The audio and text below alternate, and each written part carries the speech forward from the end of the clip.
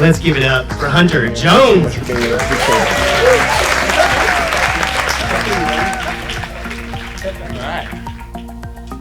All right, I told Hunter we'd go a little easy on him tonight. I'm just kidding. I could use it, please. Dude, I want to talk first about surfing, because I think we kind of got a little bit from the video that you tend to surf a little bit. Here and there. Here and there. So you're originally from the South Bay? Originally from South Bay, yeah. Okay. Yeah, Anybody grew else up here surfing from the South Bay? Look, you got a few people. All right. Yeah, represent. Do you guys know Hunter? All right, Now cool. they do. Now you know Hunter. But you landed your dream job. Mm-hmm. Yeah. Tell us what you're doing right now. Tell us. I kind of alluded to a little bit of it, but tell everyone. I mean, that's a pretty big deal. It's like you put it out there, you manifested it. Which, by the way, you guys, we hear a lot from our guests about the manifestation, about putting things out there, especially with travel and life. But you put it out there. Yeah. You made it happen. Yeah, no, it was a wild journey getting the job. I guess like I was always have loved video editing, and that's been like my passion. That's kind of how I think I've learned how to like present myself in front of a camera and stuff. But yeah, I was into video editing and I was into surf, and those things kind of mashed together. And I had a couple internships, and those led to some relationships I met. And I had an internship at the World Surf League, and I was supposed to transfer out to go to school and finish film school, and they offered me a full-time job, and I took it because I'd rather do that than go to school at the time. And it was my dream job, and it was what I was aiming to do after college anyways. And I kind of made that like my college and learned through that experience. Going pretty good, having fun? 100%. Yeah. Yeah, no, I've learned a lot for sure. That's right. I really admire, again, the whole putting things out there and making that happen. So kudos to you on that one. You talk a little bit about, and I want to bring this up, wave pools, right? And you talk about Waco, you talk about the Surf Ranch. I want to actually start with that. Where's the wave pool thing fit in for you? And wave pools are the next thing in surfing. I think wave pools are going to take surfing to a whole nother level that we've never been able to have. Like in skating, you could go and do the same trick on a ramp and practice that all day long. But in surfing, we've never had an opportunity to practice something on something so consistent. And that's the cool thing about surfing. It's an ever-changing platform where the waves are different every single day, and it's really hard to master. So having wave pools allows us to actually go out and like, oh, I can try an air on that same section all day long and probably land it and know how to do it now. So I love the ideas of wave pools, and I think it's only growing the sport. Because now people in Texas and who knows where can surf, and now they have surf fans, and yeah, it's, I think, a good thing. And I really just want to bring that up because I find it to be a fascinating conversation. So when you're bouncing around, I mean, those are all completely different places with the people. Any of those people within there that like experience in those conversations with either Europe or Costa Rica that really stuck with you, or people you met that are new friends? Yeah, I mean, one thing I think travel and surfing in general, like at least when I travel, I'm going pretty much to go and surf, and to have like I have like a home every time I go and travel somewhere. The ocean is like my home. It's where I feel comfortable. And I meet like-minded people every time I go because we're all kind of there for the same thing. You know, you meet like-minded people that are all on to the same like love and passion and desire for travel, whether it might be surf or whatever they're there for. So it's cool to meet people like that. And I feel like sometimes when I'm at home, I don't feel as connected. And it's like when I get out and meet people that are doing stuff that I'm doing, I feel like, oh, this is home. This feels good. You know? It's that's refreshing. It's that whole space when we're at home and we're too busy with thinking we have to be somewhere for a meeting or an email or something. When, yeah, you can get lost in it pretty easily. You get lost in it pretty easily. So I want to talk about a trip that you shared with me that was kind of your first really big catalyst. And this was a trip you took to South Africa. I'm putting some pictures up, and I want you to really paint this picture for us. How old you were, who went, because I missed this one part in your interview, in your intro, that you're also a musician. Yes. So I'm putting these pictures up, and I want you to kind of paint this picture for us and tell us the story about when you went, what happened, and what your experience was like in South Africa. Yeah. So I went to South Africa when I was 16. Basically, we went out, a group of us, maybe 20 of us, went out to basically go to all these high schools and put on a little music performance and just meet these kids and show them some love and just be in community with them. So I went with my dad, and I traveled out with this group of 20. And yeah, basically, right, that's my dad right there. I was 16. And yeah, we were just basically going from high school to high school, meeting these people and just seeing what their life was like. And it was so surreal for me to do that. That was my first trip out of the country. And it was so eye-opening, seeing how they live and just the kind of people that they are. You know, it's so surreal.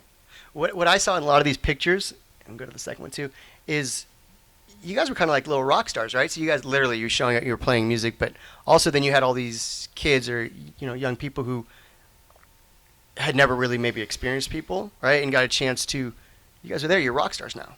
What was that for you, like, interacting with the people like? Totally.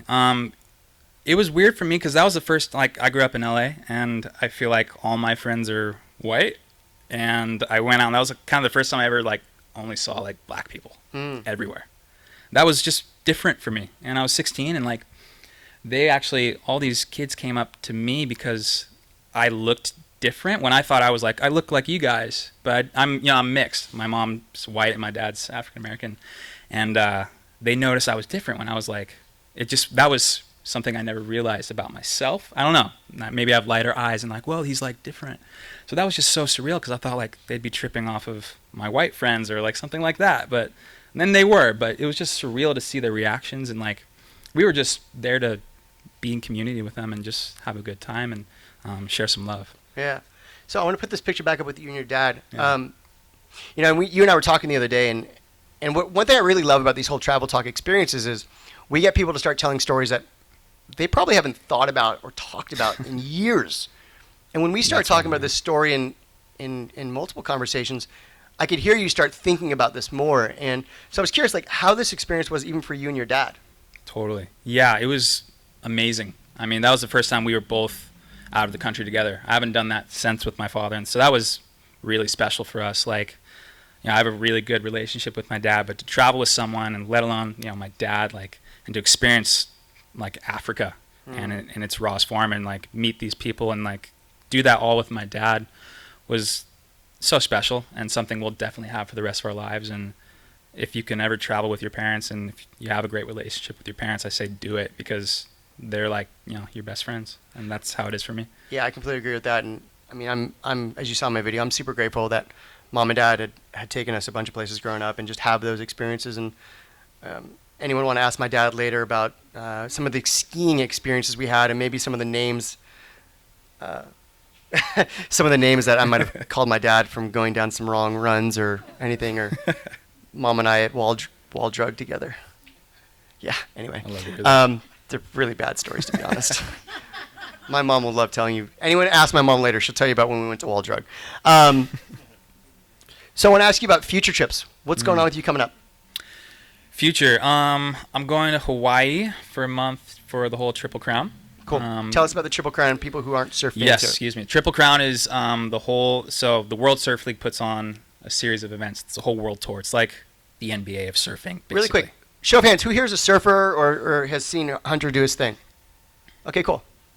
If you haven't, you should really check it out. This guy's blowing up. Oh, thanks. I appreciate it. Yeah, so basically it's the whole world tour, and the last stop is in Hawaii for where they're going to determine the world title. And there's a couple QSs, which is qualification series events, and whoever does best in those goes into the main event. But basically it's this huge thing that happens in Hawaii that happens every year, and the whole surf world basically goes out. So this is going to be my first time actually going out and spending a decent chunk in Hawaii. So I'm excited to do that and just be in the mix. And right when I get back from Hawaii, I'm going straight back to Waco, Texas to go back to that wave pool. Yeah. So that'll be fun. You've been to Hawaii before? I have been to Hawaii before. Okay, but this is the first time you're going with WSL, working and for the whole experience there. Correct. Yeah, that'll be new. Yeah.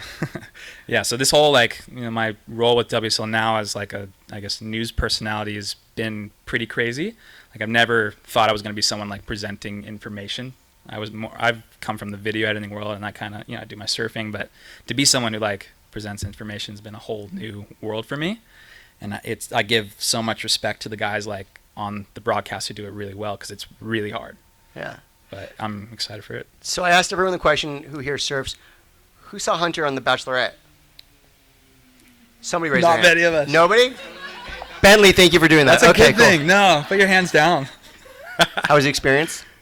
It was wild. Okay. It was the like craziest thing I've ever done. It was the craziest thing I've ever done.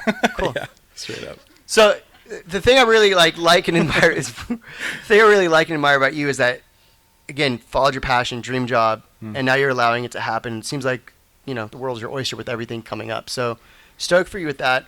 Curious what travel means to you. I think travel is an opportunity to discover yourself. It's an opportunity for you to experience new culture, and I think it's a way for you to learn about yourself and see, exceed your boundaries and try and meet other people and put yourself in a situation that you couldn't do when you're home. And I think every time I travel, I learn something new, and it's addicting. So travel's kind of everything. Yeah, well said. Yeah, thank you. Good job. I learned from guys like you. Wow. I'm just passionately curious, guys. I'm just here with everyone else. So thank you. Thank you for doing what you're doing. I'll tell you what, I think we should play a little speed round of questions. Oh, great. Anybody up for that? Cool. If I had a soundproof booth, Christina, we'd put you in it. So just know that we're probably going to do some different questions for you. Okay, great. We'll put 30 seconds or so on the clock. Do I win anything? Our love and admiration. I'm totally kidding. Totally priceless, though. Great. Yeah. And let's go. What's your current country count? 8, 9. Place you still want to visit? Australia. Place you tell people to visit? Europe. Mountains or beach? Beach. Airbnb or hotel? Airbnb. Window or aisle? Sorry? Window or aisle? Window. Boat or train? Boat. Scuba dive, skydive? Scuba dive. Kindle hard copy? Hard copy. Favorite travel app? I have this game called Balls, and it's super addicting, and I play that only when I travel. And you shoot this ball, and it hits all these little things. It's really fun. Wow. Okay. There you go. I only play it when I travel, so that's what came Okay. to mind. Sunrise, sunset? Oh, sunset. Do you collect anything when you travel? Photos and memories. Well done. Do you get travel insurance? Depending on where I'm going. Best travel advice? Embrace the unknown. Favorite national park? Yosemite. Favorite hotel? The Residence Inn, because I lived in one for 8 months. Well played. Favorite food? French fries. Favorite place in the world? I love traveling, but there's nothing like home. Yeah, well said. Well said. So has there been much on the solo front, or that was kind of just venturing up? Has there been much There hasn't been much I haven't really gone by myself. I'll go with at least someone I know. But that's I think what I'm trying to push towards doing more. Just going without a crew. I'm a big fan of that, and I think I was sharing with Christina actually in a conversation. There's so many articles, and if you've heard me talk about this at Travel Talk before, there's so many articles that actually say that solo travelers are smarter than other people, just because they figured it out. And there's something about the whole survival thing about just you get to be by yourself, create whatever you want. So I'm a fan, and if we can encourage you and push you down that path, if you had to go one place by yourself, where are you gonna go? We were just talking. It'd be cool to go to Antarctica and just see that, completely different than anything else I've ever done. It's normally a little bit more tropical, or I would go for surf, but to go there and maybe try and surf, or who knows, but to see that would be unreal. Do you have a travel inspiration? Is there something you look at that, or person? Travel inspiration? Or person? I think I always grew up looking at other surfers and seeing how they did it, and I wanted to do that. And I wanted to be a surfer, but I think what comes with that obviously is traveling. And I was just inspired by people that were actually making it happen. And I grew up with a lot of people, and I feel like some people kind of loved surfing and kind of trailed off and did their other things, and I just have always kind of kept doing it and trying to pursue surfing and traveling, whatever comes my way. So yeah, I think I've looked up to a lot of surfers who are actually making it happen. And you're making it happen. Thanks. Appreciate that. All right, you guys. Thank you, Hunter, for your time. Thank you. Again, I just want to acknowledge you for someone who put it out there and followed your passion. And I really think, again, not only is the world your oyster and opportunities to surf and do, but we're all cheering you on here. You guys, here's Hunter's social again. By the way, he's pretty big on TikTok, as he's told me multiple times. Oh, So make sure, and I will say that he is the first guest I've had that said, hey, put my TikTok up, which is awesome. I love that. It's cool. It's cool. We like it. All right. We totally support you for that. Hey, TikTok is the next Instagram, so get on it. Yeah, Serious. see? Get on TikTok. Mom, I'll tell you later what it is. Don't worry. Yeah, I Can know I say you're- one thing before we end? Yeah, please, dude. One thing I think I've tried to apply to my life, and something I kind of live by, is people aren't going to remember maybe what you say, but they're going to remember how you made them feel. And I've tried to take that everywhere I go and kind of let that drive whatever comes my way. So maybe apply that to the next time you meet someone or whatever, but they're going to remember how you made them feel and not what you said to them. Well said. So you might not remember what I said, but let's talk and catch up sometime. Well said. All right, you guys. Hunter Jones. Thanks, guys.